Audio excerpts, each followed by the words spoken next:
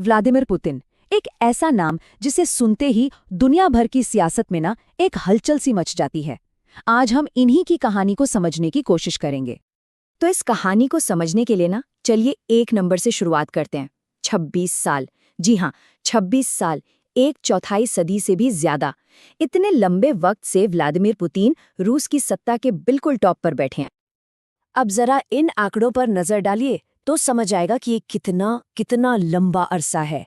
देखिए, जितने वक्त में अमेरिका में 6 राष्ट्रपति आए और गए, यूके ने 8 प्रधानमंत्री देख लिए, और जापान में तो 11 प्रधानमंत्री बदल गए, और उधर रूस में बस एक ही चेहरा, एक ही नाम सत्ता पर काबिज रहा। तो पुतिन आखिर हैं कौन? दुनिया में इनको लेकर 3 बिल्कुल अलग अलग तस्वीरें दिखती हैं। कुछ लोगों के लिए, मतलब उनके समर्थकों के लिए, वो किसी भगवान से कम नहीं हैं। उनके विरोधियों के लिए वो एक बेरहम तानाशाह हैं, और भारत जैसे देशों के लिए एक भरोसेमंद दोस्त। एक ही इंसान की इतनी अलग अलग छवियां। तो सवाल ये है कि असली व्लादिमीर पुतिन कौन है? एक जासूस से रूस के सबसे ताकतवर इंसान बनने का उनका ये सफर आखिर था कैसा? चलिए, इस सवाल का जवाब ढूंढने के लिए उनके अतीत में चलते हैं। हमारी कहानी की शुरुआत होती है लेनिनग्राद से। सोचिए, एक ऐसा शहर जो दूसरे विश्व युद्ध की तबाही के बाद उसके खंडरों पर दोबारा खड़ा हो रहा था। इसी माहौल में पुतिन के किरदार की पहली ईंट रखी गई थी।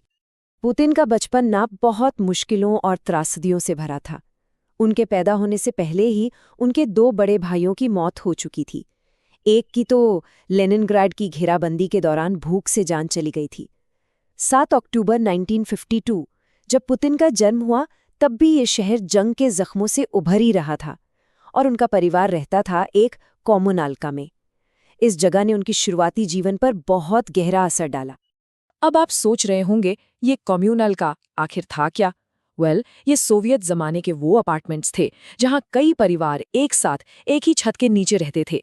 किचन एक, बाथरूम एक, दीवारें इतनी पतली कि पड़ोस के झगड़े भी अपने घर के लगते थे।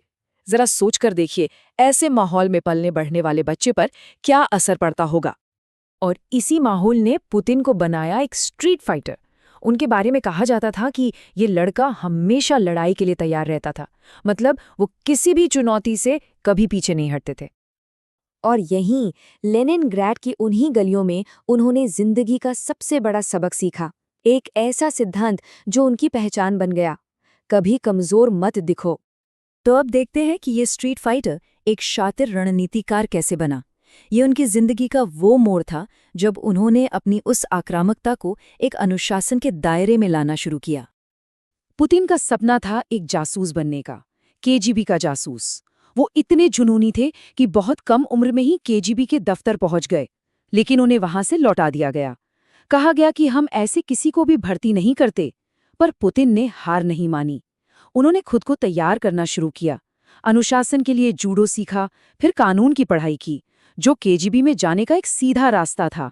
और आखिरकार 1975 में उन्होंने अपना सपना पूरा कर ही लिया। और जूडो ने उन्हें सिर्फ लड़ना नहीं सिखाया, बल्कि जिंदगी की एक फिलॉसफी दी कि अपने दुश्मन की कमजोरियों को कैसे पहचानना है, मुश्किल वक्त में अपना संतुलन कैसे बनाए रखना है, और सबसे बड़ी बात, दुश्मन की ताकत को ही उसी के खिलाफ कैसे इस्तेमाल करना है। जूडो का सिद्धांत था, पहले हमला मत करो, पर अगर लड़ाई शुरू हो जाए तो कभी हार मत मानो। अब कहानी में एक बहुत बड़ा, एक निर्णायक मोड़ आता है। पुतिन अब एक केजीबी एजेंट थे, जिनकी पोस्टिंग पूर्वी जर्मनी के ड्रेसडन शहर में थी। और ठीक तभी वो साम्राज्य बिखरने लगा जिसकी वो सेवा कर रहे थे, सोवियत संघ। ये साल था 1989। पूर्वी जर्मनी में चारों तरफ विरोध प्रदर्शन भड़क उठे। बर्लिन की दीवार गिरा दी गई, और गुस्साई भीड़ एक एक करके सरकारी इमारतों पर धावा बोल रही थी। और उन्हीं में से एक इमारत थी पुतिन का केजीबी हेडक्वार्टर। उस खतरनाक सिचुएशन में पुतिन ने मदद के लिए मॉस्को फोन लगाया। वो बैकअप चाहते थे, लेकिन फोन के दूसरी तरफ से जो जवाब आया, उसने पुतिन को अंदर तक हिलाकर रख दिया। जवाब था, मॉस्को शांत है, मतलब कोई मदद नहीं आएगी। सोचिए, जिस साम्राज्य के लिए वो अपनी जान दांव पर लगाए बैठे थे, उसी ने उन्हें अकेला छोड़ दिया था। वो साम्राज्य उनकी आंखों के सामने बिखर रहा था। इस एक घटना ने पुतिन को वो सबक सिखाया जो आगे चलकर उनकी पूरी राजनीति की नींव बना। और वो सबक वही था जो उन्होंने बचपन में सीखा था।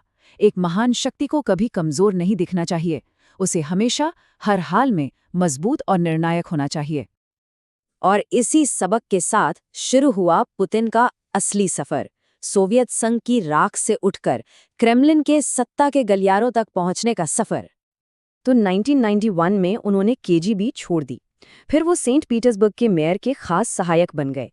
1996 में वो मॉस्को आ गए और क्रेमलिन में काम करने लगे।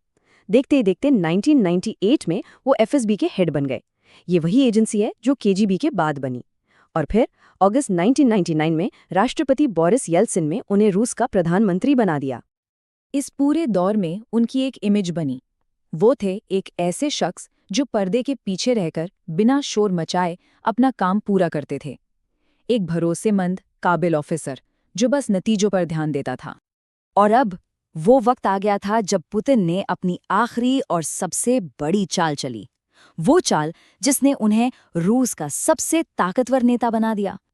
प्रधानमंत्री बनते ही उन्हें चेचेन्या के संकट से निपटना था और इसी मुद्दे पर उन्होंने एक ऐसा बयान दिया जो पूरे रूस में आग की तरफ फैल गया। उन्होंने कहा, हम उन्हें ढूंढ निकालेंगे और उन्हें आउट हाउस में ही मार गिराएंगे।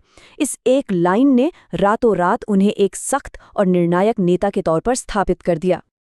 और इसके बाद तो घटनाएं बहुत तेजी से घटी। अगस्त 1999 में वो प्रधानमंत्री बने।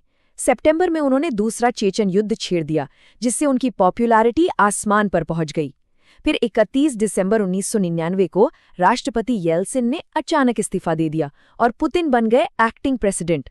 और इसके बस 3 महीने बाद मार्च 2000 में उन्होंने राष्ट्रपति का चुनाव भी आसानी से जीत लिया। सत्ता अब पूरी तरह उनके हाथ में थी। तो लेनिनग्राद के उस कम्युनाल्का से, जहां एक लड़का कमजोर दिखने से इनकार करता था, वहां से लेकर रूस के सबसे ताकतवर शासक बनने तक का ये सफर हमें एक बड़े सवाल पर लाकर छोड़ देता है। आखिर एक स्ट्रीट फाइटर, एक जासूस, रूस का एक छत्र शासक कैसे बन गया? ये एक ऐसा सवाल है जो हमें उनकी पूरी कहानी पर और सत्ता की प्रकृति पर गहराई से सोचने के लिए मजबूर करता है।